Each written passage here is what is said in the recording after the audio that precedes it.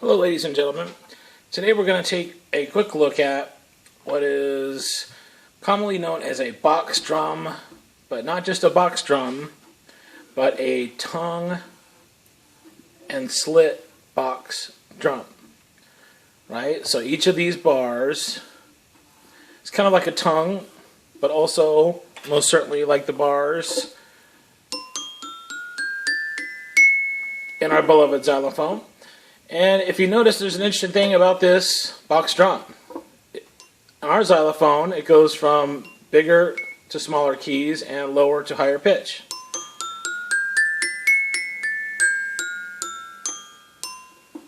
Okay, now this one is a little weird. Let me pull it back.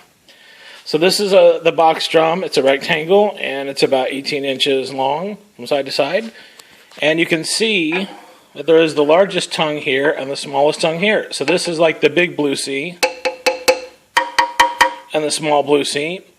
And how they make these is they take a saw, they make a box, and they take a saw and they cut these slits side to side. And then they do these to separate them. And then you can see they kind of sand and round the edges so that they float a little bit, don't rub against each other, and have a little more resonance. The sound comes through there back at you a little bit. Okay, so let's go through the scale on this box drum from lowest to highest. Ready? Here we go. Ooh, did you notice anything interesting? Somewhere down here,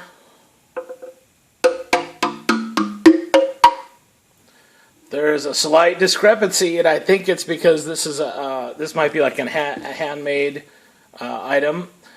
Let's see about the pitch. Ready? Here we go. Let's see if it maintains uniformity. Because down here, again up here, it's really easy to see longest, shortest, second longest, second shortest, third longest, third shortest. And I think, they'd probably cut it almost in half right here, but let's see if there's a pitch out of whack or out of order situation here. So you can see as we go down, this is lower than that. So you have to do a little zigzag, go down here. Anyway, interesting little thing that's there, and again, you can't blame the person for trying to make a box drum, because they're awesome, and when you get into high school or something and you have wood shop, this might be one of the things you might be interested in making. So, there are some interesting things because these notes, lowest and highest, are so close together and in a different order and a different pattern. There are many beautiful and wonderful things. So we've looked at this already. Now we can go up, or let's see.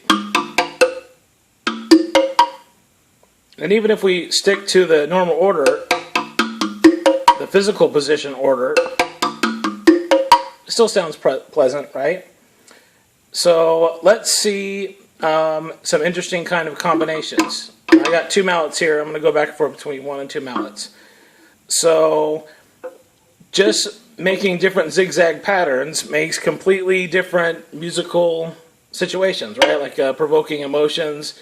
And you've probably heard a little bit of this in many different movies or cartoons or suspense thrillers, right? So let's see. Kind of like...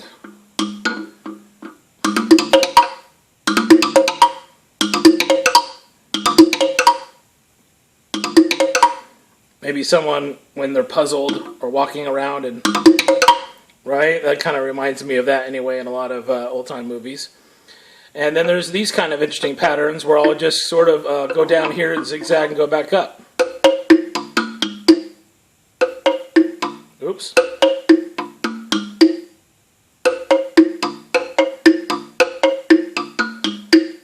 Right? Kind of interesting. Not perfectly in order as, our xylophone would be, right? Kind of. Or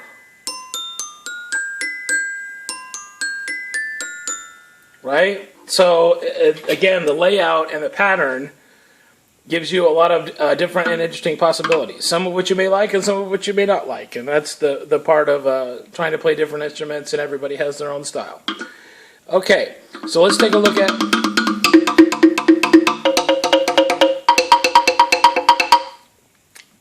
Now, one thing about this also is that there's not just one pitch associated with each of these tongues. Check this out. So here we are here. But what if we go over here, closer to the tension of where the tongue stops?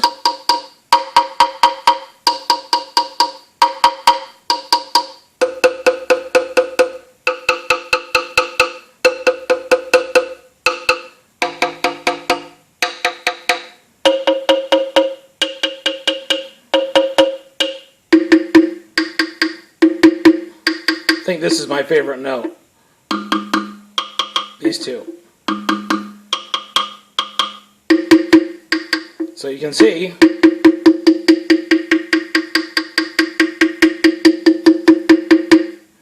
right, so you can see as you go back to the tension, the sound wave pitch is going to change. So you can really have a million different possibilities of going on here, some of which I'll just really quickly show you now because we're going on 6 minutes. So here we go. So I can do this kind of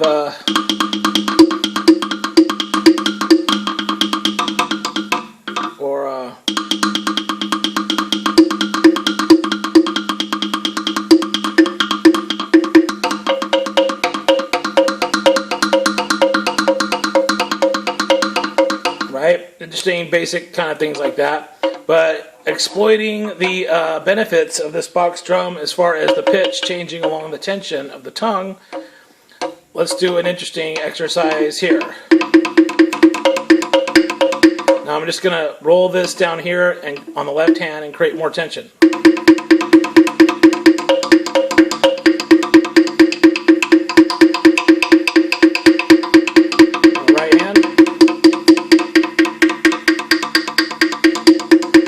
Now back up and forth.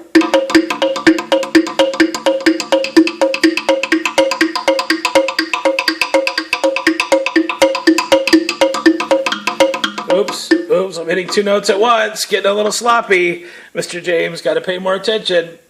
So, as you can see, we're about 7.5, almost 8 minutes here. There's a million possibilities. I purchased this at the swap meet for the high dollar price of $5. So, perhaps that explains the imperfection down here.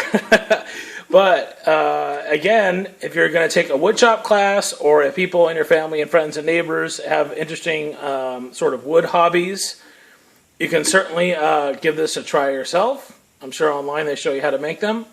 And another form of percussion with interesting peculiarities to it. And if you so desire, check it out. You can have a lot of fun. All right, take it easy. Bye-bye.